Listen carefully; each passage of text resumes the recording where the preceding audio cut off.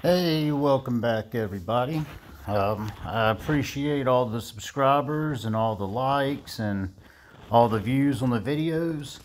Once again, I will repeat, I am not the absolute expert, best Evony person, but I have learned a lot from some very experienced players and doing a lot of research, and I do my own testing too to prove everything that I talk about. So today I'd like to talk about two things. We're going to talk a little bit more about sub-generals, and we are also going to talk about civilization gear. So let's go into sub-generals real fast. I like the new layout now, so I'm able to actually divide to subordinate cities. And we can go through and see all these. And we're not going to go through every single one. But we want to find out what you need to know. All this is going to be preference. I cannot tell you that choose this, this, this, and this sub-general, and they are the absolute best. Sometimes it's better to have some extras, and you switch it up depending on your opponent and how they are attacking you. So let's just dig right on into it, y'all. First of all, there's two types of sub-generals. You have the development type, which are like Charles the Great. If you look down here at his main skill, boost gold production, speed, and subordinate city.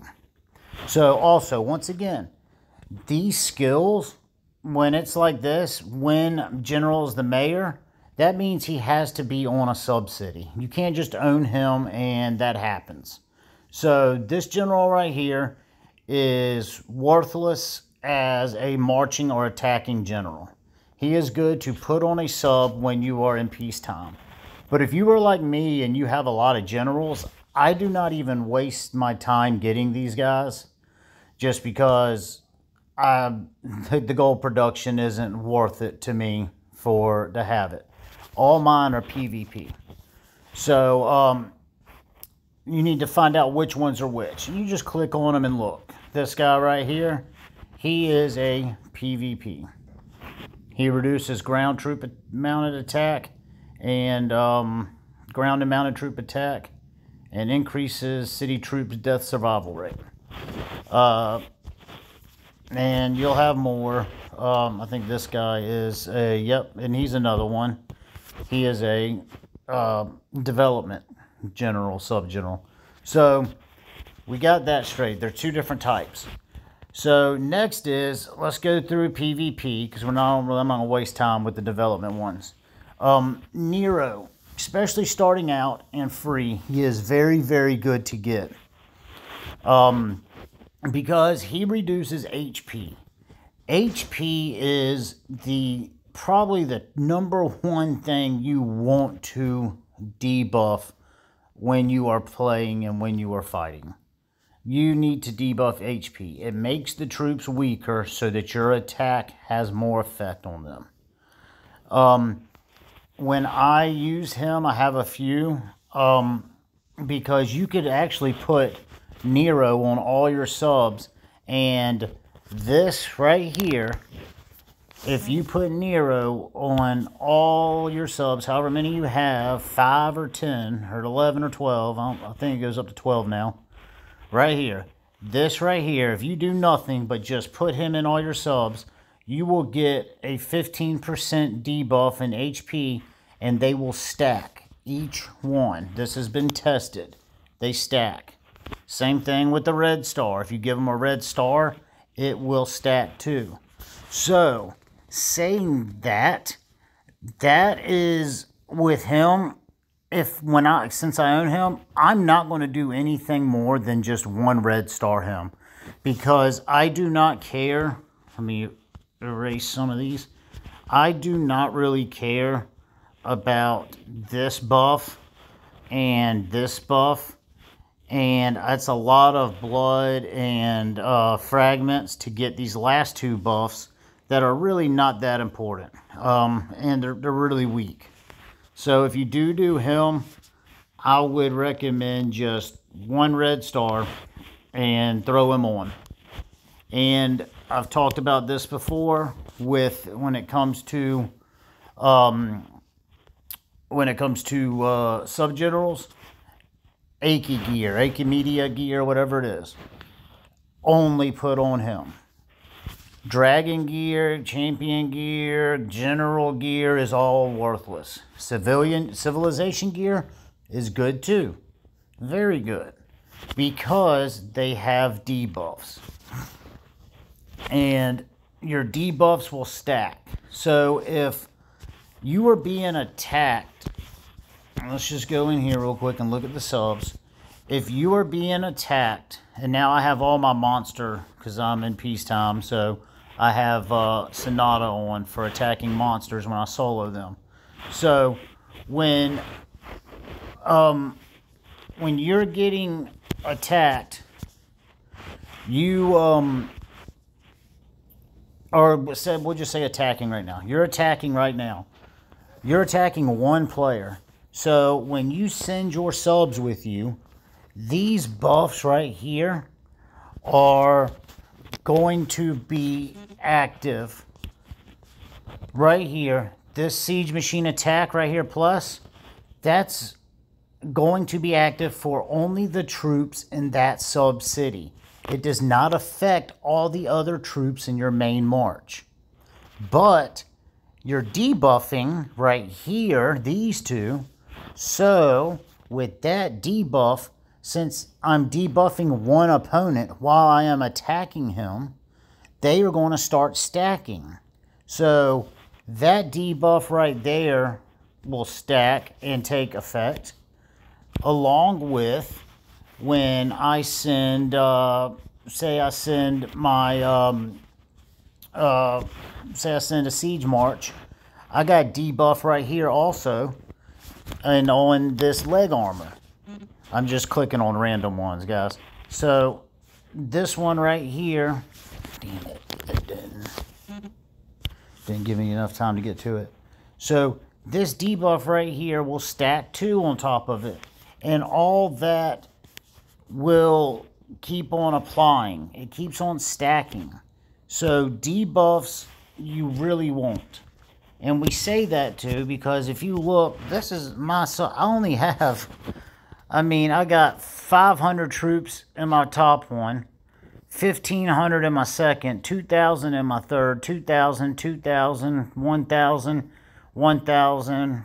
It's going to stay like that because every time I go in BOC, BOG, SVS, anything, they're constantly dying. And I'm not going to spend all these gems you see right here to recruit to get new troops.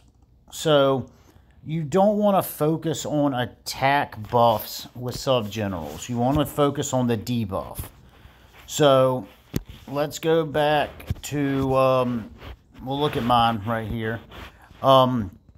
So this is where I got my Neros, I got a couple of them, but this is where you want to add in different ones. So this general right here he reduces enemy ground troop attack. So he is good against a ground attack, or when I am also attacking another player and their counterattack. He is debuffing that also. If you look at this guy right here, I like him a lot because he reduces range troop attack. I deal with a lot of range attacks right now. Primarily though, what I really want is, and I think it's in this general, is siege HP. It's not in here, but he's siege attack. Siege HP is the hardest one to find to debuff. You find that a lot in like Koiro gear. I think they have some siege debuffs in there, but none of these generals actually have it. This is all siege attack debuff. I don't think there is any. What does it have? Siege machine HP debuff right here. So he's definitely one that I'm going to keep in a lot, because when you get into bigger battles, a lot of K40s and up, or K37s, 8s, 9s, 40s and plus, I've been fighting them in certain battlefields and other events, and they don't send as much range, or they do, but they also have very, very, very strong ground and siege marches. And I found that out through my reports, that my debuffs were not as great as I thought they were. These generals, another free one right here, Jackson, he's good for enemy range, for range attacks. He's another free general. I recommend him.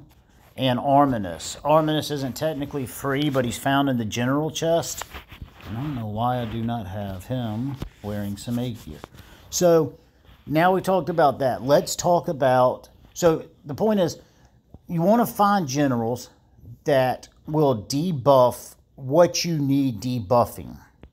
So don't just get 10 Arminus, 10 Neros, 10 whatever and throw them on. Look at what they have at their main skill. And my recommendation is, and this is how I'm feeling now, I've built up a really good T1 defense. Now it's time to start even the playing field with all my troops. If I have a weak spot in my defense, these other keeps will find out, and they will expose it, and they will use that to zero me. But if I keep all my troop types really good buffed, then I don't have a weak spot. So I would much rather have a 1500 all-around buff on everything than have a 2500, say, siege buff or range buff, and then have like 1000 buff everything else. Because all those other buffs are a lot weaker and a lot more vulnerable. And once again, this is my opinion, y'all. It's worked well for me. And I just suggested it makes sense. It's just one of those things that makes sense. Spirit Beast, add them on. Not all of them, but all the ones that will say debuffs. So I think they start with Pegasus right here and down. Enemy troop HP. Enemy troop, mounted troop HP, enemy ground, enemy mounted, and then enemy range. And then there's more. I didn't scroll all the way down. But all these have debuffs. Chiron does ground troop attack. Thunderbird, ground troop defense. And Chimera is siege machine defense. I recommend putting those on subs. And then I've been using these other ones as my secondary troops. Like I have a main mounted attack general, and then I have a secondary mounted attack general. I have a main ground attack general, and I have a secondary attack general, and they both have their own assistants. What I did is I built one for marching and attacking, and the other one has just regular buffs so they can be used to reinforce and play defense. Once again, that's my suggestion. So that's where we're at with the subs. That's what you that's just the idea. You got two different types. Development, sub-generals. You got development, and then you have PvP. And with PvP, you want to look at what you want. Now, into the civilization equipment, and I've seen this a lot. I'm seeing this against so many servers that I'm playing right now. And, y'all, it's crazy. Doing full sets of gear. Just please look at it. I've seen, where is Fukensan? Right here. This is right here seems to be everybody's #1 ground. They see it as the first one, and bam, they just load it all up. So I did some numbers and crunched some numbers. So, and it depends on what you want to. Again, it's basic. For me, I'm not doing this, but I don't have any of the Frankenstein set for my ground. I'm using the Aztec, and I have the Antoine leg armor, because if you look at the ground, it adds HP, but it also adds attack. I know I'm going real attack heavy on my ground, but I still concentrate a lot on my HP, and I refine real heavy on my HP. Like if you see the refining attributes, I make sure I keep those. So if you do this full set right here, yes, you'll get these set bonuses, and you get all this. If you want to comment me, I can send you all the numbers where I did look all these up, but God damn it. But you these will move this up to the top, get it out of the way. So this right here is the set bonus for getting all of these, and that's what you get. So even adding in these set bonuses for the 2 and the 4, that's where I'm at. I want that. I'm going to go with 4 Aztec, to be honest with you, because I'll get the rally cap and the HP, and then I will also get I got the Antoine leg armor right here, because he adds ground troop HP and ground troop attack. So if you go over to the Frankenstein, the leg armor, let's just look at that right there. You have literally no ground attributes at all. And people are putting this on a ground general and going for maybe the 6 out of 6 things. But if you look at the 6 out of 6 set attributes and you compare them to the Aztec, they're not that good. The Aztec was way better. Then again, you also have to look at the Star Atlas. Right here, this is right here, the Star Atlas. This right here shows you what your max will get once you complete this Star Atlas. So let's look at this real quick. Go to the Star Atlas, you get all these. And you amplify, and you get one every time you amplify. So what's the total? There's your total right here at the bottom. You'll get a total ground attack plus 20, in-city ground troop and mounted troop defense plus 20, and enemy ground troop HP debuff. So that's good. You look at theirs, you get a ground troop HP 20, ground troop defense plus 20, and then a debuff of enemy ground troop attack. Not bad. But what you're getting with all this armor does not add up to the buffs that you get with the Aztec armor. Are still better than the buffs of the gear plus the buffs of the set troops. So you don't, it's not best to get a full set of gear. Let's look at the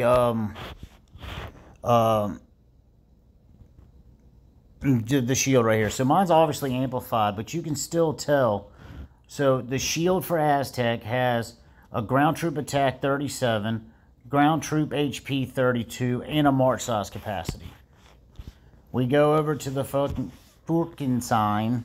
You got ground troop defense, marching ground troop defense, marching ground troop HP, and march size. Great. You have your HP. You got your only have attacking HP and attacking defense. So the marching ground troop defense and the marching ground troop HP are great. You're getting more defense and HP with these. You have no attack if you don't notice. I don't like that. I still like to always have attack. I like to have a good big punch. So they both have march size cap. And the bad thing is, though, I was saying, the HP and the defense, I like that to be higher when I'm reinforcing somebody or when I am reinforcing a building. So that extra ground troop HP and defense that you just added with putting these bracers on, guess what? If you're inside the throne or a portal or another building inside of a battlefield or something, those buffs are not active because you are not marching. Only that 35% ground troop defense and only that rally capacity. So, that, in my opinion, is why the Aztec shield is better than those bracers. And it's the same thing. Let me show y'all the setup for range. And I have looked and looked and looked and been through every single civilization gear, and I still cannot find a better set than this. So the left side clearly is not done. I still have Imperial or what? Yeah, Imperial bow. And I believe the Parthian bow might actually give you a little bit more. I'm not 100% sure, but I'm not too worried about it. I like this setup.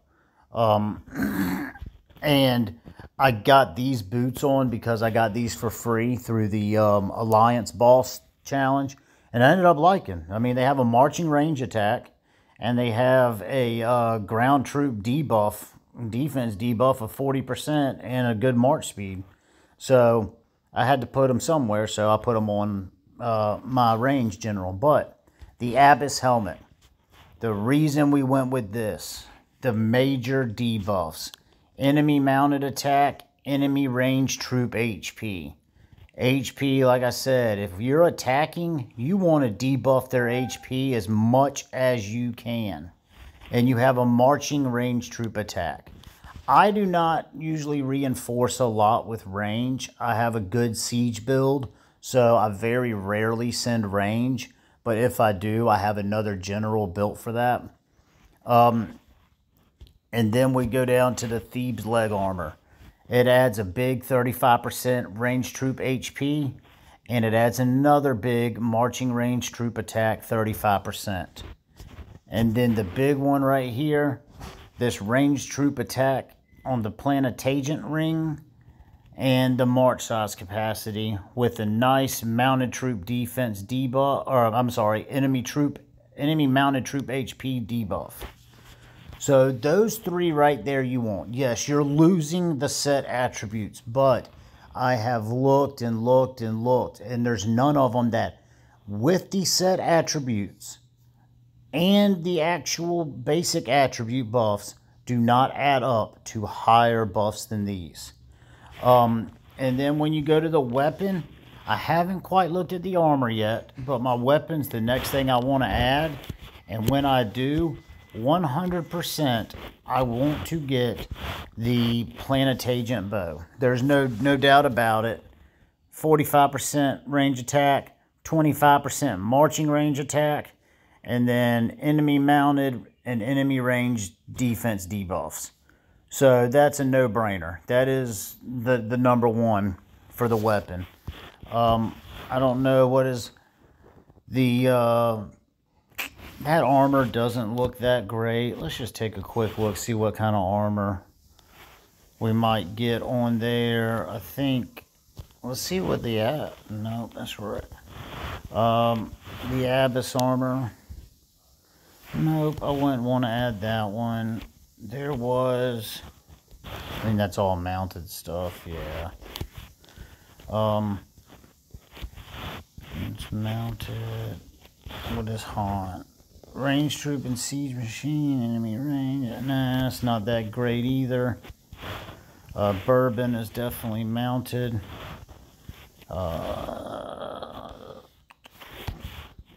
So it kind of looks like I would definitely be sticking with the, yeah, I wouldn't really want the defense. So what was the,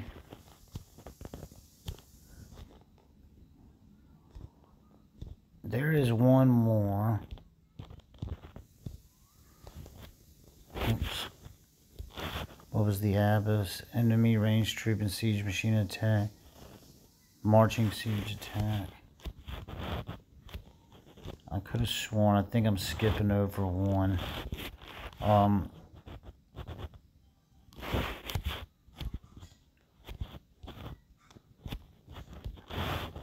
I would probably stick with Planetasian armor right there. Get the armor. Yeah, so you would have the ring, the bow, and the armor. So you would also have a attacking troop attack set attribute too. So that's where I would be. And the last thing I'll say with civilian gear, there are 2 sets that you want to fully have. The Koiro set right here. Put all of these on your wall, General. Get all of them and all of them on your wall, General. And the Rurik set. Put all of these on your monster hunting General, your mounted monster hunter. Put that full set. Those are the only 2 ones. The full sets are hands down the best. All right. I'm going to pretty much end that right there, everybody. And I'm going to go ahead and start a new video. I greatly appreciate everybody's support. Please continue to subscribe, like, and also, again, please comment on the videos. Give me your input, your feedback. Maybe somewhere I'm wrong. Please, I love to hear that, and I love to test it and either prove you right or prove you wrong. Either way. And I don't take offense to any of it. So y'all have a good day, and I'm actually going to create another video right now too.